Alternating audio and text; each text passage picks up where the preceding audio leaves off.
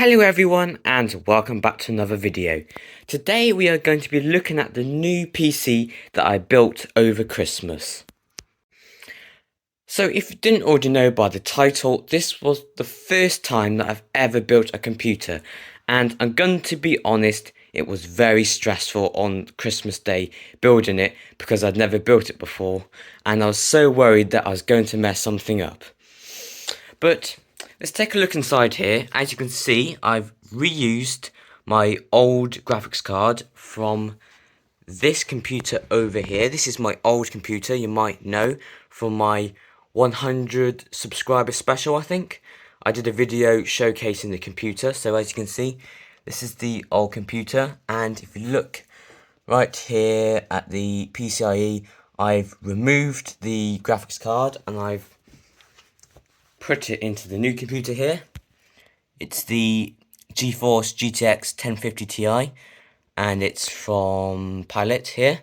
So I've put that into the new computer and as you can see here, it looks quite nice. Okay, so if we look at the components I chose here, I'm not sure if I chose the best components as it's my first time because I built this completely myself. I chose the parts and everything.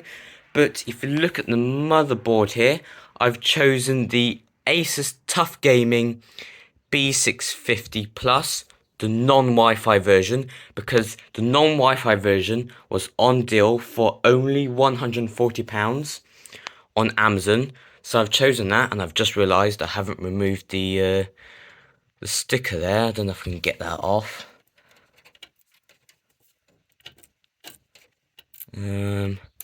Let's see. There we are. There we are. I didn't even notice that. I haven't removed the sticker. Anyway, I chose this board because it's a B650 board and it's a ATX board, so it's not micro ATX. It fits this case very well that I've chosen. And for £140, it was a bargain, to be honest, because the RRP for it was, I think, about 200. So it's a pretty, I wouldn't say a premium board, but it's a good mid-range board, and for £140, I got it for a very good price. Now, moving on to the CPU, you can't see here, but I've chosen AMD, as you can see from the stock cooler, and obviously the motherboard is a B650, so it's going to be AMD. But you can see over here from the boxes of the components that I got, that I chose a AMD Ryzen 5 7600. I'm not sure if it says on here, but that is an AMD Ryzen 5 7600, and I chose that because it's a pretty good gaming CPU, and it only costs, I think it was £195 on Amazon, so it wasn't loads of money, but I think it will do the job for what I want it to do. So I went with that CPU, and I just used the stock cooler here, as you can see, because, I don't know, it's cheaper, and I thought it would do the job, and so far it's been great, so that's good. Okay, now moving on to the RAM, this might be where I went wrong a little bit, because I chose, you can see here, Corsair Vengeance, what's it, 32GB, and it's 5200 megahertz DDR5, obviously, but it's CL40, which is quite a loose timing. So if go over here, got the box of it here. Yeah, 5200 megahertz. Doesn't say on here CL40, but it is CL40, and that is a bit loose. So what I might do in the future, possibly, is take these two RAM sticks out here and replace it with RGB DDR5 RAM, 32 gigs still, with 6000 megahertz and CL30, because that's only about £30 more than these sticks, because these sticks were £90, I think. Yeah, so for an extra £30, I think it would be worth upgrading that to say a 6000 megahertz CL40. I think I should have gone for that, so I might just keep these sticks now, if you can see them there. but that might be the one mistake I made. But apart from that, I think I did a pretty good job of picking the parts for this computer. Okay, and then moving on to the SSD, I chose a M.2 SSD. It's in there. I'm not going to remove the cover because it's already installed and everything, and I don't want to mess about with it now. But I chose the WD Black. Here's the box of it. WD Black SN770, and it is 1 terabyte, which should be enough for me. And it was about £60, I think £63, and it goes up to 5,150 megabytes a second. Plenty fast enough for me. I don't need anything crazy. Terabyte, I don't play that many games, so that should do the job. And yeah, that will do the job for me, and was quite low price, so that's why I chose that one. And then next, obviously, we have the graphics card, and as I said before, I'm reusing this from my old computer over here. And to be honest, it does the job for now. I might upgrade it, but I'm not sure if I will, because the games I play are not super intensive and are more CPU intensive actually. So this GTX 1050 Ti, as I said, got a bit of dust on there, but as I said, I think this graphics card will be enough for me, at least in the meantime, until I can get more money and upgrade it to, say, a RTX 4060 or something like that. But for now, this Palette GPU will do the job. And then coming on to the case, as you can see here, not sure if you can see it, but this is the Corsair 4000D Airflow. It is actually quite a premium case, but that is because I am planning to keep this case for a long amount of time, because I'm planning to, this PC is like meant to be upgraded and all that, hence why I've gone, 7000 series AMD, which has the new AM5 socket, which will be supported for a good amount of time. So I've gone with a pretty premium case for this fairly budget build. As you can see here, here's the manual for it. Corsair 4000D Airflow, and it is a very nice case, looks very premium. Paid £80 for it, I think. And it does the job. The only problem with it is that I think the headphone jack doesn't work properly, so that is a bit annoying, but I can always just plug it into the rear ports. Actually, I haven't shown the rear ports to you, have I? Here's the rear ports of the motherboard. Not sure you can see that very well. There we are. As you can see, it's got the headphone port on there, so I just plug in my headphones into the back there. Oh, and I also forgot, the case comes with this tempered glass side panel, which is quite premium, as you can see here. It's a bit tinted, which I'm not quite keen on, but it is okay. And then finally, I went with the Corsair CV650 power supply.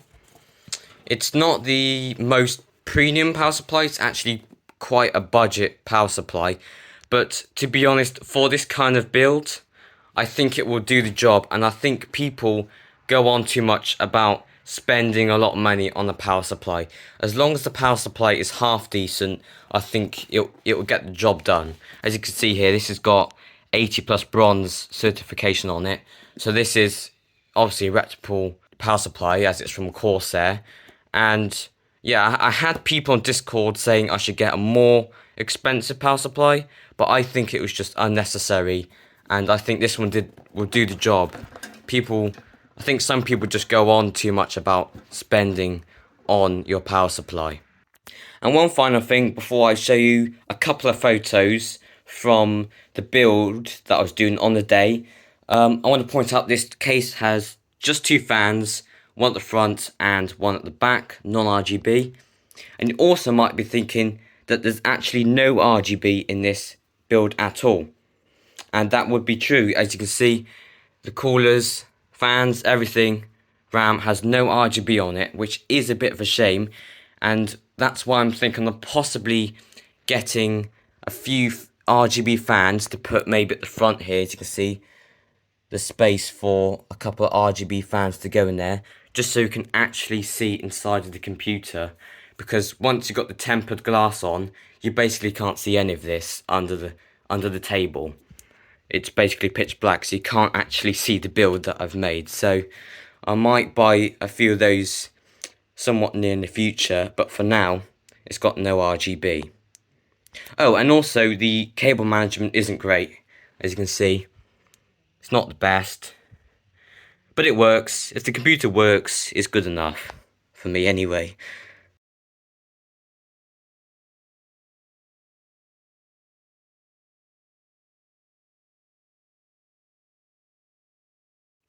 So, to compare to my old computer, this is a very big upgrade, because if I just come back over to this one, and obviously it had the previous graphics card, and it had this graphics card here inside of it, in there, but as you can see, the rest of it is pretty bad. Just if you want a refresher, I have a i5 2400 in here, which is like a 12-year-old CPU, and 4 sticks here of DDR3 RAM, DDR3, and then also if you look at this motherboard, it's actually RM Education motherboard, which means it's actually meant for school computer. So this was a pre-built I bought on Amazon about 4 years ago, and I'm not gonna lie, they gave me a pretty bad computer. I think I paid £400 for like the computer, monitor and keyboards and stuff. So I think I went into detail on that on the 100 subscriber video special, but yeah, they gave me pretty old hardware, so I'm pretty glad that I've now upgraded to this. And also, if you look at the power supply, it's a pretty cheap non-brown one, which is not not really the best.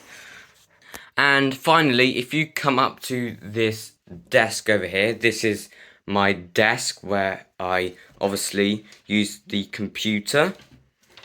And as you can see, I've got a Logitech keyboard. What is it? GT13 and a Logitech G502 Hero, I think it is. That's it. Yeah, from Logitech. And I also have the monitor, which I did a full review, I think it's about a year ago. I can't quite remember now, but that's a pretty good monitor as well as some HyperX Cloud Stinger headphones, but these are getting quite old now. If you look, the leather kind of material is coming off of it. But I think this is a pretty good setup for the computer. And I also just want to apologise slightly for the lack of uploads that's been going on. I've just been finding no motivation to make YouTube videos recently, to be honest, and just not being a bit lazy and not putting the effort in to make a video. I've also got this laptop motherboard here, just for show. It doesn't really work, but it's just for show here. Got it for free. Thought I might as well take it. So yeah, that's my setup. And here are some photos. This is of the back of the new PC, and this is the old PC with the GTX 1050 Ti still in it. Here you can see I've just got my motherboard out when I was building the computer, nothing else in it yet. Here you can see I've just inserted the CPU. On this photo here, which is a very good one, it's a very good view, you can see I've inserted the 2 RAM sticks.